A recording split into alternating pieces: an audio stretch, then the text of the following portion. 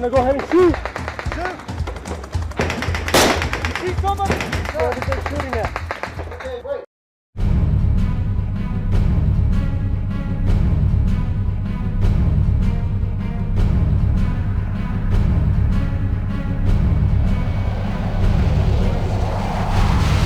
Those guys have to understand that their job by default is to win. That's it. There's no second place when you go to war with people, right? There's no second place when you merge with an adversary aircraft.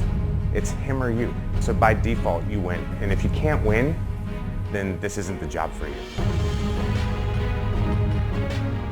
Every time you take off, you have to be perfect.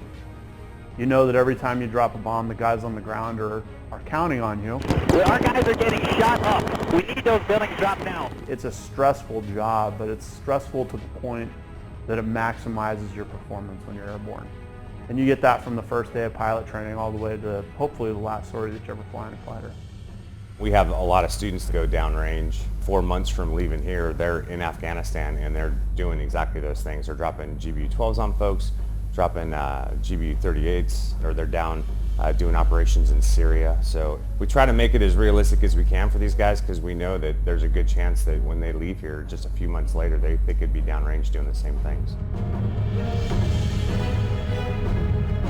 I love being an instructor pilot here because I get to shape those guys. As soon as they show up, those are my guys to turn into the fighter pilots that I know what it's going to take for those guys to be successful in the Air Force.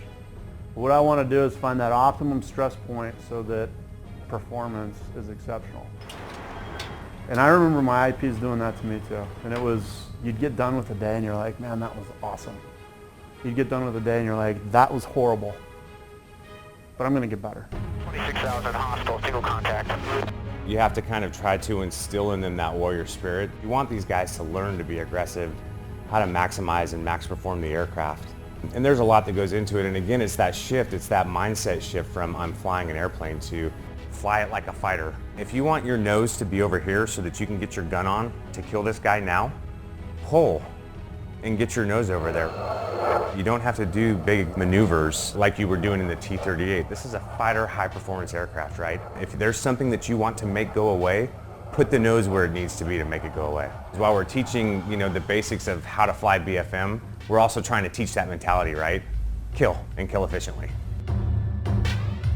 You start throwing dogfighting in there, air combat maneuvering, air-to-air, large force employment exercises, close air support. So you package all that experience together and you transfer it to Afghanistan for your first sortie.